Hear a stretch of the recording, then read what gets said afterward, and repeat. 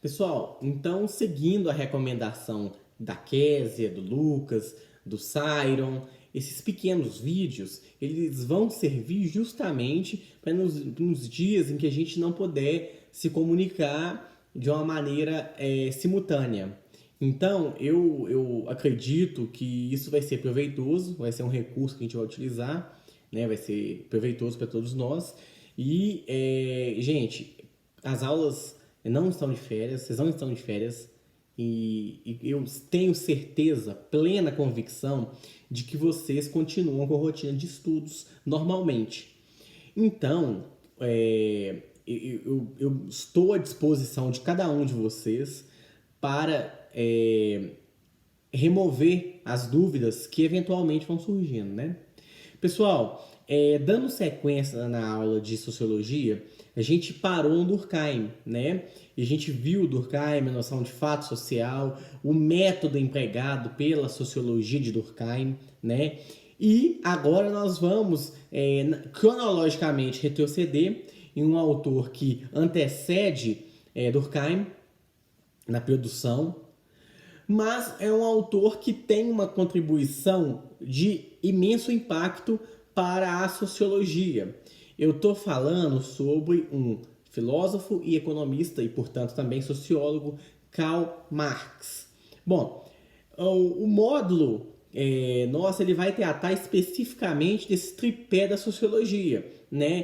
Que de um lado você tem um francês, né? O Émile Durkheim. Por outro você tem um alemão, na verdade dois alemães, né? O alemão Max Weber, que vai ser o próximo, e o outro alemão Karl Marx. Bom, o que a gente tem que pensar quando estamos investigando, estudando a sociologia do Marx? O Marx ele pressupõe que a sociedade ela tem uma lei, uma historicidade, ela tem parâmetros para você avaliar a sociedade, né? Só que, ao invés... Vocês lembram do Durkheim? O Durkheim não extraía as fontes da pesquisa dele na biologia, né? Até pensando nas ideias de Darwin, foi uma fonte de inspiração para as ideias do Durkheim. O Marx, ao contrário, ele vai achar que o elo pelo qual a sociedade pode ser investigada, ela reside na história. Portanto, a história ela é o palco, o cenário no qual se torna evidenciado as leis e normas que regem a sociedade. Bom, no caso do Marx, a grande inspiração dele é Hegel. Hegel foi um filósofo extremamente famoso por volta do século XVIII. Né? Basicamente, onde que está a base, a matriz que o Marx retoma do Hegel? Bom, o Hegel ele nasce no final do século XVIII, falece no século XIX, já no século XIX, né? O Hegel ele nasce em 1770 e falece em 1831. E durante a vida dele, ele ele formulou aquilo que nós designamos de método dialético. O que é dialética? Dialética para Hegel e também para Marx, ela significa o local no qual ocorrem as contradições ou antagonismos na história. O que seria isso? O que é dialética, portanto? Dialética é aquilo que move, que causa as mudanças na sociedade. Então, bom, a história, então, é um local onde ocorre a sociedade. A sociedade está submetida à história. Isso significa que, para a gente avaliar a sociedade, a gente precisa de fazer uma análise histórica. Isso é invariável. Porque é na história que os traços característicos e homogêneos da sociedade serão evidenciados, serão elucidados. Então, olha só, o Hegel ele criou esse sistema dialético, né? Basicamente, a estrutura, o esquema do sistema dialético, ele se divide em três etapas, em três partes. Ele portanto, é um esquema triádico. Olha só, você tem tese. A tese significa a afirmação. Você tem a antítese, que é a negação da tese.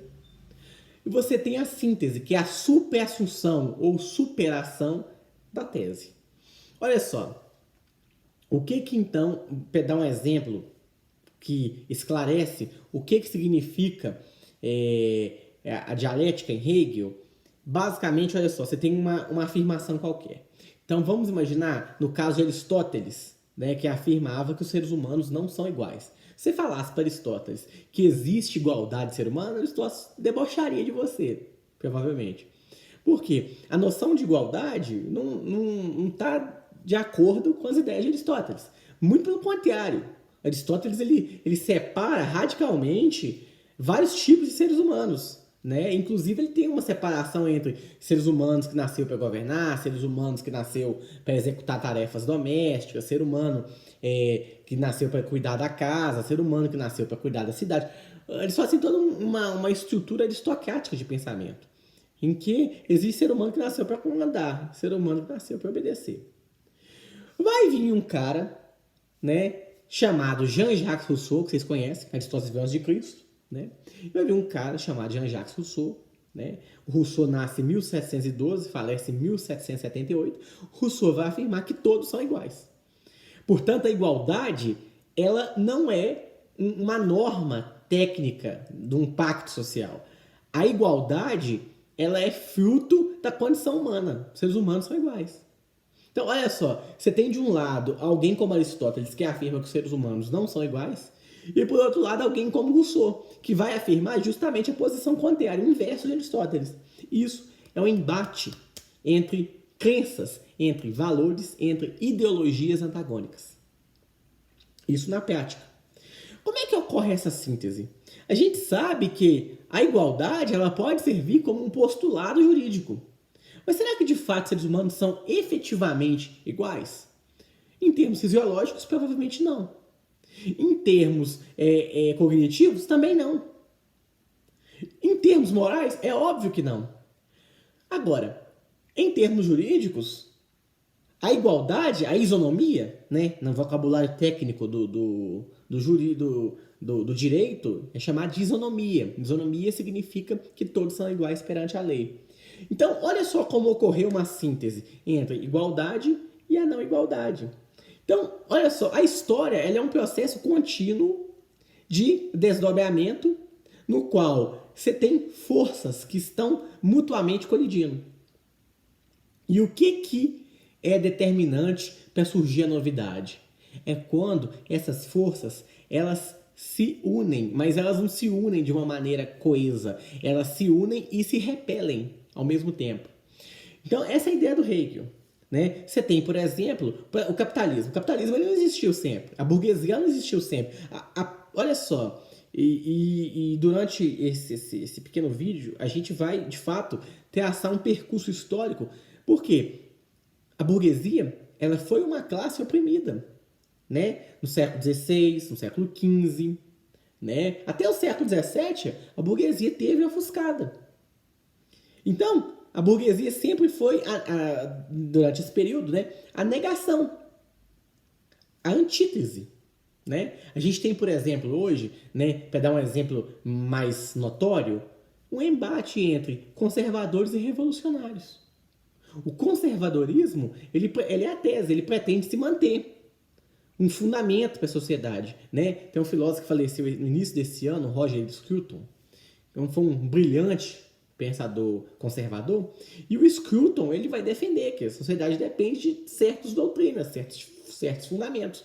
Então, o papel do conservadorismo é manter essas bases, esses fundamentos pelos quais brotam valores morais, valores éticos, né? Enfim, isso o revolucionário não, ele quer romper com isso. Bom, então a gente vive, né, machismo, feminismo. A ideia do Hegel é que A gente só nos reconhece enquanto existe um outro. Eu sou professor porque vocês me reconhecem como professor. E vocês são meus alunos porque eu reconheço vocês como alunos. E isso em todas as relações. Pai com os filhos, esposa, marido, todas as relações. Né?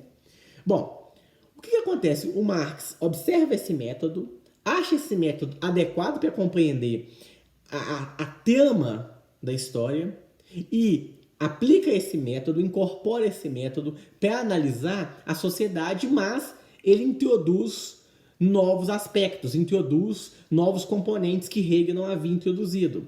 Um desses componentes é que, para Hegel, haveria a história determinada.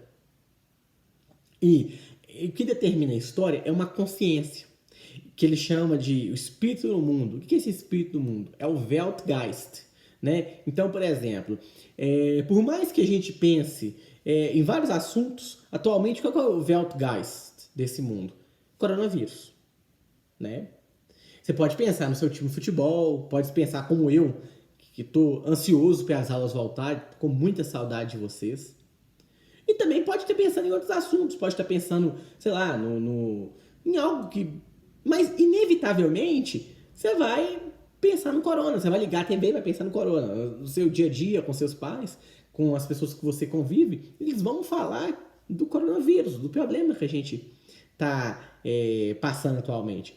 Significa que o Weltgeist é aquilo que fundamenta, é aquilo que move os assuntos, as conversas no dia a dia. Para o Marx, não. Para o Marx, esse Weltgeist ele não é dado na natureza. Esse Weltgeist ele é construído em conjunção com as pessoas, com a comunidade. Então, para o Marx, não são o espírito, a consciência que determina o que é o mundo.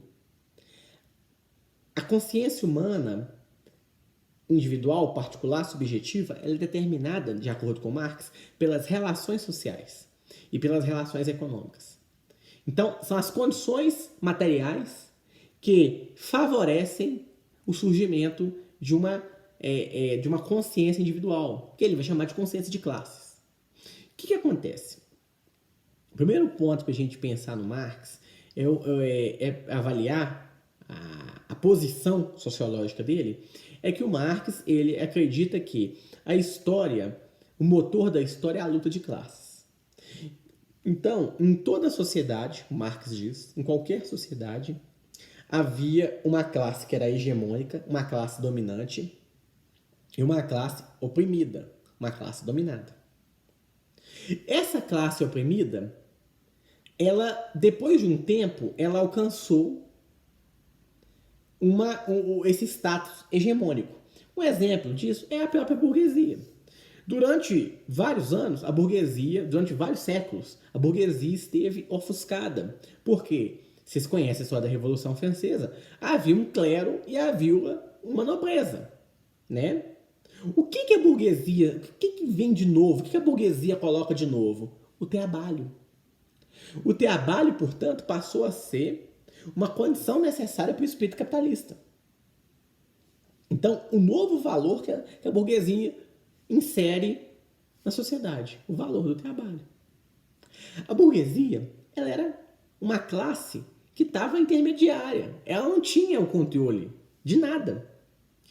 Quando ocorre Revolução Inglesa, Revolução Francesa, que alterou o panorama da sociedade, o clero perde força e a nobreza também perde força. Né? Isso é algo cômico que a gente utiliza no dia a dia para se referir à rainha da Inglaterra como uma pessoa que não serve para nada, porque ela não tem papel decisivo. É uma figura simbólica, mas ela não tem um poder de ação, como Boris Johnson pode ter hoje, como Donald Trump pode ter hoje. Né? Eu quero dizer, então, que a gente percebe que a burguesia ela adquiriu esse status. Como a burguesia adquiriu? Durante o embate que o Marx fala. Havia uma luta de classes entre burguesia, clero e nobreza. Depois de um tempo, a burguesia conseguiu vender o seu peixe para os camponeses. Né? Então, a gente pode, de fato, não é uma loucura afirmar que a Revolução Francesa foi uma revolução, no fim das contas, burguesa. Bom, então, esse é um primeiro tópico, a luta de classes como aquilo que é o combustível da história, o motor da história. Depende da burguesia, né? Depende de haver classes sociais. Bom, vocês lembram que eu falei que a análise do Marx ela não é uma análise individual, tal como a do Durkheim, é uma análise coletiva? Vocês vão ver isso agora. Qual é a classe que surge com o surgimento da burguesia? Emerge uma nova classe. Qual classe? Que é o proletariado. Bom, notinha de rodapé. O proletariado adquiriu essa nomenclatura, esse nome, em função de algo que foi analisado por um filósofo e pai da economia chamado Adam Smith. O proletariado, no vocabulário da biologia, prole designa a quantidade de filhos. E as classes menos favorecidas, menos abastadas, tinham uma quantidade de filhos maior. O Adam Smith fala que uma camponesa, uma operária, ela dava à luz a mais filhos do que uma senhora burguesa. E o Adam Smith fica intrigado. Isso em 1748 ou 49, quando ele escreve A Riqueza das Nações. Vocês dão uma conferida aí. A Riqueza das Nações, joga lá. E tem uma passagem da Riqueza das Nações, que é um texto redigido pelo Adam Smith, que o Adam Smith vai falar, tá? Uma mulher de classe mais pobre, ela dá à luz a mais filhos do que uma mulher de classe mais favorecida. O Adam Smith não encontra a explicação. Está nesse livro lá, Riqueza das Nações. Se eu não me engano, é de 49, 1749. Mas tem que dar uma pesquisada aí. Bom, além disso, o Marx surge, então, o proletariado. Por definição, a burguesia, a definição que a gente pode, uma definição um tanto quanto ainda precária, mas para a gente ter uma definição no horizonte do pensamento Marx. Burguesia, eles são os proprietários dos meios de produção. Então, eles têm o controle sobre a máquina. Né? É o capitalismo surgindo, o capitalismo industrial, de manufatureiro. Né? Primeiro tipo de capitalismo do século XVIII. Bom, depois, o proletariado, ele tem esse nome, então, por conta da quantidade de filhos, e a definição que o Marx dá para o proletariado o proletariado vende a sua força de trabalho, que a única coisa que eles têm disponível é a força de trabalho, em troca de sobrevivência. Porque o salário me garante a alimentação no final do mês. Então, o proletariado ele vende para a burguesia sua força de trabalho, que é a única mercadoria que ele tem disponível.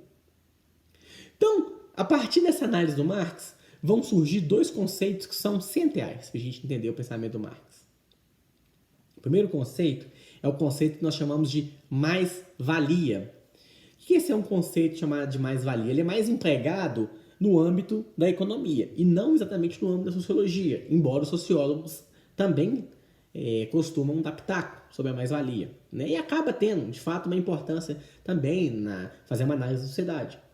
O que é a mais-valia? A mais-valia é o lucro. Vamos imaginar, então, o Joãozinho. Né? O Joãozinho ele aperta parafuso, né? E ele trabalha 8 horas por dia. Né? Vamos imaginar assim. Né? Então, vamos imaginar que durante uma semana, né, ele trabalhando durante uma semana, durante 5 dias, vamos imaginar que ele não trabalha sábado e domingo, ele trabalha 8 horas por dia. Então, o Joãozinho, na fábrica, ele trabalhou 40 horas por semana. Né? Grosso modo, o mês tem 4 semanas. Então, o Joãozinho, ele trabalhou 160 horas por mês. Dessas 160 horas, o que retornou a ele em forma de salário, vamos imaginar que foi 60. Sobrou, portanto, para o patrão, esse excedente, 100 horas. Né? Ou seja, 100 horas é o lucro daquilo que o Joãozinho produziu na fábrica. Isso é a mais-valia. É o excedente que retorna ao patrão. Né? E os cálculos no capital do Marx são até maiores, inclusive. Né? O que acontece? É óbvio, nós estamos falando de uma Inglaterra no século XVIII, onde ele faz essas análises, século XVIII, século XIX, na verdade, né? Marx, eu não cheguei a me comentar com vocês, século XIX, perdão. O capitalismo nasce no século XVIII, mas o Marx é do século XIX. O Marx ele nasce em 1818 e falece em 1883. E, a partir da leitura do Hegel, ele percebe o seguinte, e a partir do contexto histórico que ele percebeu, o que ele percebe? O que ele conclui? O proletariado está sendo explorado. Por quê? A gente não tinha as condições. Eu dei o exemplo de 8 horas, mas provavelmente a Sara já explicou isso para vocês. A Inglaterra do século XVIII, as pessoas trabalhavam 16 horas por dia. Meninos de 5 anos, ao invés de estar no lazer, né, ao invés de estar estudando em casa, eles estavam trabalhando, apertando parafuso. Mulheres, dona de casa. Então, quer dizer, você tinha um ambiente extremamente precário, um ambiente de uma condição de trabalho miserável. Então, quando ele escreve isso, ele fala, tá vendo? O proletariado um dia vai se rebelar. Ele vai se revoltar contra essas condições, né? E, obviamente, então, em que medida o Marx contribui de alguma forma? Direitos trabalhistas, né? É claro que você tem situações, até hoje, situações absurdas no âmbito do trabalho, mas melhorou muito, né? Hoje nós temos direitos trabalhistas, o trabalhador tem direito, né?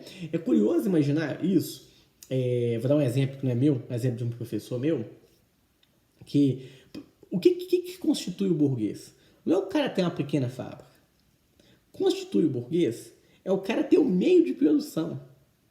Então, vamos imaginar que eu tenho uma empresa de ônibus, né? Eu tenho um horário de ônibus em BH aqui, que me deu um lucro altíssimo. Eu sou burguês? Para Marx, não. Quem é de fato burguês? Pensa na definição de burguesia para Marx. Donos dos meios de produção. Não foi eu quem produzi meu ônibus. De fato, quem é o burguês é o dono da fábrica do ônibus. Ou seja, vamos imaginar outro exemplo. Dado pelo consumo excessivo que o capitalismo proporciona a gente. As mercadorias, os produtos, eles têm um prazo de validade definido. Então eles não. Você lança um celular novo, né? No ano que vem já tem a segunda geração, a terceira, a quarta. Então, esse no módulo não trata disso, mas isso é um conceito que o Marx chamava de fetichismo. O que é o fetichismo?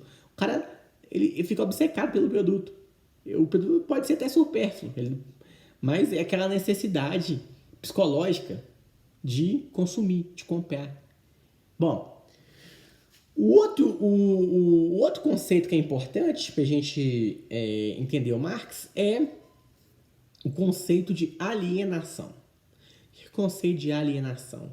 Alienar tem que dizer com alien. O que é um alien? Alguém que está fora do mundo. O que é o alienado, então? Ele realiza uma atividade, mas ele não reflete. É a ideia que o Marx achava que bom, quem produz a riqueza, no final das contas, é o trabalhador. Então, a ideia do Marx é que o que é o trabalhador alienado? É aquele que não tem a consciência de que ele é a peça-chave do capitalismo. Então, você, por exemplo, você observa um produto, né? Imagina que você trabalha para a Nike, né? Se você produziu um tênis bacana ali.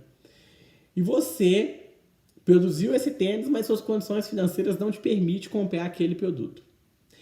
E você não se dá conta que você foi o responsável por dar à luz aquele produto, né? Por garantir a existência daquele produto, levar à tona a existência daquele produto.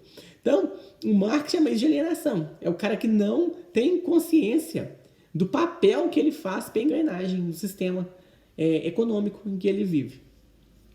Bom, aí vem o que nós chamamos de revolução. A proposta do Marx é que, porque ele tem um raciocínio igual ao do Hegel, tanto para Marx quanto para Hegel, os eventos históricos eles são previamente determinados.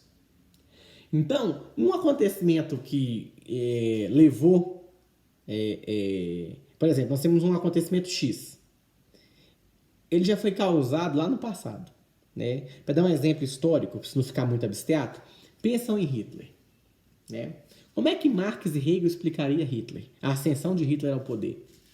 Quem lê a história percebe que o Hitler já tinha dois fatores a favor dele. Primeiro, Porque ele tinha uma propaganda muito forte, ele tinha uma oratória muito forte. Né? O Partido Nazista tinha uma propaganda muito forte. O segundo aspecto é que o cara que ganhou as eleições, se eu não me engano, foi de 28 ou 32, vocês têm que pesquisar isso aí. 28 ou 32. O cara que ganhou de Hitler as eleições, Hitler ficou em segundo lugar, que foi o von Hindenburg. Ele era muito idoso para a época, tinha mais de 80 anos, estava cansado, doente. Então, diante de uma crise, o Hindenburg escutou alguns generais dele, algumas pessoas fortes do governo dele, e achou melhor entregar o poder para Hitler. Então, olha só, se não tivesse acontecido esse evento, o Hindenburg tivesse ganhado um cara que gozava de plena saúde, provavelmente Hitler não teria ascendido ao poder. Provavelmente não teria sido nazismo, provavelmente não teria sido Segunda Guerra Mundial. Então, vocês percebem que há uma conexão entre os eventos da história, eles estão interconectados. Então, isso é só um exemplo, tá? Bom, então, voltando no caso da Revolução, o que acontece? O Marx então acredita que os eventos da história são previamente definidos.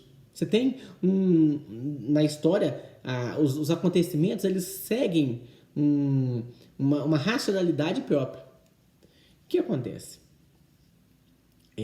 Então, Marx ele supôs que um dia o próprio proletariado, em virtude das condições que eles estavam submetidos, ele iria se rebelar. E tal como a burguesia fez com o clero e com a nobreza, né? Que aí você tem, por exemplo, o trabalho e a laicidade como valores em si mesmos, né? Proferidos pela burguesia. O proletariado iria instaurar um novo regime. O regime do proletariado. Ou pode chamar também, não tá tão absurdo, uma revolução proletariada, né? Ou uma ditadura proletariada. O Marx né, a nomenclatura ditadura, democracia, não é exatamente do vocabulário marxista. O que acontece? E aí o proletariado iria acabar com as classes sociais, né? Por isso que a gente chama de socialismo utópico. Vocês conhecem a noção de utopia, né? Utopia é a ausência de lugar. É algo que manifesta a imaginação, a dimensão imaginativa do ser humano. Então, a burguesia então iria perder o poder, e o proletariado tomaria o poder, iria remover as classes sociais, extinguir as classes sociais e, depois disso, iria também criar uma sociedade sem propriedade privada. Né? A gente sabe que isso ocorreu não de acordo com aquilo que Marx previu. Marx, por exemplo, ele acredita que o primeiro país a se tornar comunista, socialista, seria a Inglaterra. Porque a Inglaterra é um país extremamente industrial. A Inglaterra nem chegou nem próximo na Inglaterra. O primeiro país a ocorrer uma revolução foi na Rússia, em 1917, a Revolução Bolchevique, né, que provavelmente estudaram com a Sara. Só que a Rússia não era olha pra você ver como é que, né, a história, isso mostra, isso é uma refutação da ideia de que a história está determinada. A Rússia era um país agrário, né? Depois de um tempo também, a Rússia rompeu lá com Mikhail Gorbachev, lá na década de 90, no final da década de 80, na década de 90, rompeu com o socialismo, né? Aí você tem inúmeras explicações por que o socialismo deu certo, porque, né, uns dizem que vai ser uma interpretação equivocada de Marx, outros vão dizer que realmente não dá certo, outros vão dizer pela economia planificada que o modelo soviético adotou. Enfim, você tem uma ampla gama de explicações. Né? Mas o ponto é que, então, essa é a proposta do Marx e essa é a interpretação do Marx, esse é o diagnóstico emitido pelo Marx. Tá? Então, gente, daqui a pouco eu vou vir com uma de filosofia também, né? Eu espero que tenha sido uma aula bacana para vocês, né? E, assim, na próxima aula, né, nos próximos encontros, né, vocês têm agora o Hangouts, que é ali simultâneo. Por favor, gente, podem perguntar. Não se acanhe, a gente está aqui para isso, tá certo? Tá? Estou à disposição, dúvidas, leiam o módulo. Gente, aproveitem para ler. Leiam compulsivamente. Tá? Um abraço a todos, tá? Fiquem na paz, tá? Fiquem com Deus. Espero que esteja tudo bem com vocês.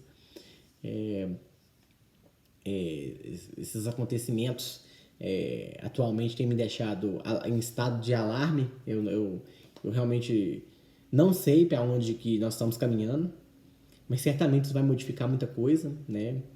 Em aspectos econômicos, em aspectos sanitários. Então, tem muita coisa em jogo aí, né? E, assim, eu particularmente não consigo nem sequer elaborar uma previsão do que vai acontecer. Só sei que vai mudar. E, assim, bom, seja um momento para a gente refletir o que o mundo está passando, né? E também para a gente não perder esse ritmo, né? Eu acho que a escola e os professores têm se doado, né? E acho que vocês concordam comigo. E eu tô aqui para isso, gente. Todos os demais professores, pessoal do corpo docente, pessoal da supervisão, né? Orientação pedagógica, a direção, eu acho que a gente tem que aproveitar esse recurso aí que a escola oferece. E torcer, não demorar muito e, sobretudo, porque eu tô com saudade de vocês, né? Tô com saudade de brigar com vocês. Tô com saudade de perder a paciência com vocês. Mas a gente que é professor, a gente acaba se afeiçoando. Pode acreditar, tá? Um abraço, fiquem com Deus aí.